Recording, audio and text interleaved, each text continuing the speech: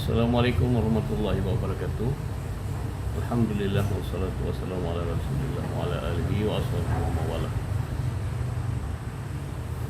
Topik kita hari ini mengenai hak atas kebebasan menyampaikan pendapat. Sebagai sebuah negara demokrasi yang juga sebuah negara hukum, maka negara Indonesia telah menjamin kebebasan setiap orang untuk menyampaikan pendapatnya, baik secara lisan maupun secara tulisan. Kebebasan menyampaikan pendapat ini merupakan salah satu hak asasi manusia yang diakui secara universal, yang tercantum di dalam Deklarasi Universal Hak Asasi Manusia tahun 1948. Begitu juga dalam Kovenan Internasional Hak Sipil dan Politik tahun 1966 yang telah ditetapkan oleh Majelis Umum Perserikatan Bangsa. Dalam Undang-Undang Dasar Negara Republik Indonesia tahun 1945 juga dari awal telah ditetapkan pengakuan atas hak kebebasan menyampaikan pendapat ini. Dan kemudian dalam amandemen telah ditambah satu bab, yaitu bab 10A tentang hak asasi manusia, yang di dalamnya itu terdapat berbagai macam jenis hak sebagai hak asasi manusia. Dan dalam konteks ini kita boleh mengutip misalnya pasal 28F tentang hak atas informasi. Jadi dalam pasal 28F Undang-Undang Dasar 1945 itu telah dinyatakan bahwa setiap orang berhak untuk menyampaikan pendapat, untuk mendapatkan informasi dalam rangka pengembangan pribadinya dan lingkungan sosialnya dengan cara-cara yang lazim, yaitu misalnya untuk mencari informasi, mendapatkan informasi, menyampaikan informasi. Ini sekarang sudah begitu marak pada era digital ini. Informasi telah berkembang begitu cepat dan tidak lagi mengenal batas di seluruh belahan dunia ini, sehingga posisi pemerintah dan negara sebagai organisasi yang mengatur mengenai kebebasan menyampaikan pendapat ini semakin harus hati-hati dan waspada dalam mengelola informasi yang berkembang di dalam masyarakat global ini. Sehingga kebebasan ini harus dilihat sebagai sebuah kemajuan yang dicapai oleh umat manusia, di mana manusia sekarang hidup dalam lautan informasi, atau mungkin juga bisa kita katakan dalam hutan rimba informasi, di mana sifat dari informasi itu bisa positif, bisa juga negatif.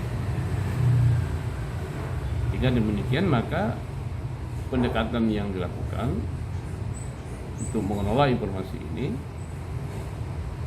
harus dilakukan, harus menggunakan pendekatan yang sesuai dengan perkembangan era digital ini. Satu hal yang harus diketahui bahwa sebagai hak asasi manusia, maka kebebasan ini tidak dapat dibendung. Kalau diadakan pembatasan pun harus didasarkan pada undang-undang dengan pertimbangan yang cukup matang. Pembatasan terhadap informasi ini hanya boleh dilakukan demi melindungi hak asasi orang lain. Misalnya pembatasan supaya informasi itu tidak digunakan untuk menyerang pihak lain, untuk mendiskreditkan pihak lain, untuk merugikan pihak lain, ini yang dapat dibatasi. Atau mungkin juga informasi itu untuk menyerang pemerintah yang sah. Nah, di samping itu juga ada pihak yang harus dilindungi dari informasi yang menyesatkan. Salah satu golongan masyarakat yang wajib dilindungi dari informasi yang menyesatkan ini adalah anak-anak.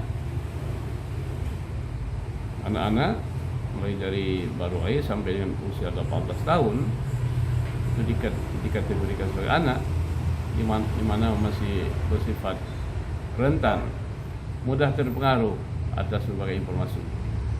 Oleh karena itu, ada kewajiban negara dan pemerintah untuk melindungi anak-anak ini dari informasi yang menyesatkan. Oleh karenanya, pembatasan ini harus memang didasarkan kepada norma hukum hak asasi manusia yang sudah dikenal secara universal, sehingga tidak melanggar juga hak asasi manusia. Bagi kita negara Indonesia yang merupakan negara yang warganya religius, mempunyai pandangan hidup yang didasarkan kepada agama dan kepercayaan, maka nilai-nilai agama itu harus didahulukan di dalam menilai berbagai informasi yang berkembang itu. Jadi penyalahgunaan media sosial atau bentuk-bentuk informasi lain itu tidak boleh menyerang orang lain, tidak boleh menyerang negara, tidak boleh menyerang pemerintah, tidak boleh merugikan anak-anak, dan tidak boleh menyerang agama dan kepercayaan orang lain. Ini prinsip dasar yang dianut di dalam hukum hak asasi manusia internasional, dan juga ini sudah dianut di dalam Undang-Undang Dasar kita, Undang-Undang Dasar 1945. Nah, dalam kesempatan ini, karena ini terkait dengan bisnis, ya, media ini kan bisnis, makanya pemerintah juga perlu memperhatikan bagaimana posisi pemerintah berhadapan dengan perusahaan-perusahaan multinasional, perusahaan-perusahaan media massa yang raksasa. Jadi kalau dulu mungkin orang mengatakan bahwa hubungan antara pemerintah atau negara dengan perusahaan-perusahaan ini sifatnya vertikal, tapi saya kira sekarang tidak demikian. Boleh jadi hubungan antara pemerintah dengan perusahaan-perusahaan ini sifatnya horizontal, karena kekuatan mereka malah kadang-kadang lebih kuat dari kekuatan pemerintah. Jadi ini harus dicermati dengan hati-hati bagaimana kekuatan perusahaan media itu yang bisa membentuk opini masyarakat, ya, bisa mengubah pola pikir masyarakat, bisa mengeksploitasi sumber daya ekonomi dan segala macam, hingga pemerintah ini tidak akan kuat sendirian kalau menghadapi perusahaan yang namanya dikenal dalam istilah neoliberalism. Jadi perusahaan-perusahaan neoliberal itu sangat kuat, hingga pemerintah kalau sudah kewalahan itu harus dibantu oleh masyarakat sipil. Maka harus diberi ruang kepada masyarakat sipil, civil society, supaya civil society ini berkembang dengan baik, ya, mengembangkan daya pikir, daya nalar, kreativitas, sehingga warga negara Indonesia ini menjadi warga yang berkualitas, sehingga tidak ketinggalan dibanding dengan warga negara industri yang telah maju. Jadi tanpa kekuatan dari civil society, maka negara ini akan digoyang oleh perusahaan neoliberal tadi. Ini saya kira poin penting dalam kesempatan kuliah pada hari ini, ya, bahwa kebebasan yang ada itu harus digunakan untuk tujuan yang konstruktif, membangun bangsa ini menjadi bangsa yang maju, bangsa yang besar dalam pergaulan masyarakat global. Karena tidak bisa kita juga berpikir secara parsial mana kita bangsa ini akan bisa survive dengan menjauhkan diri dari pergaulan dunia. Itu tidak mungkin.